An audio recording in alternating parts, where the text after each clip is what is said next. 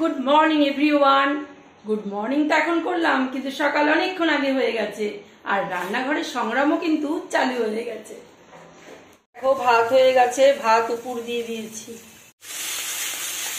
এই দেখো বন্ধুরা, কড়াইয়ে মশলা দিয়ে দিয়েছি আর রান্না করছি কাতলা পোস্ত।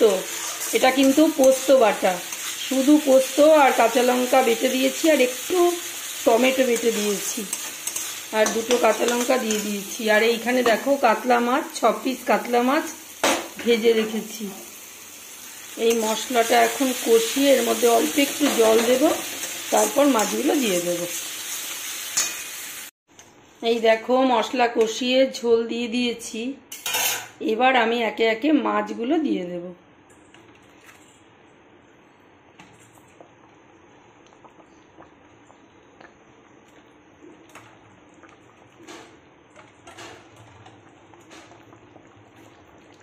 দেখো সব মাছগুলোকে দিয়ে দিলাম।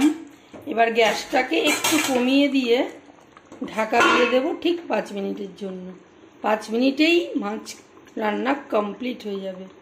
আর এখানে হচ্ছে দেখো ইলিশ মাছের মুড়ো দিয়ে পুঁই শাকের চচ্চড়ি একদম কমপ্লিট হয়ে গেছে। এবার নামিয়ে নেব। আজকের মতো রান্না কিন্তু আমার একদম কমপ্লিট। তোমাদের মেনুটা দেখিয়ে দিচ্ছি। এখানে রান্না করেছি ভাত, এখানে হচ্ছে কাতলা পোস্ত, আর এখানে হচ্ছে ইলিশ মাছের মুড়ো দিয়ে করেছি পুঁই শাকের চচ্চড়ি। ব্যাস, আর কিচ্ছু না। এই 2 পদ রান্না করতে আমার একেবারে কাল ঘাম ছুটে গেছে। গরমের মধ্যে রান্না করে বেরোলাম। এই দেখো জল পিপাসা পেয়ে গেছে। এই জলটা খেয়ে এখন যাব স্নান করতে।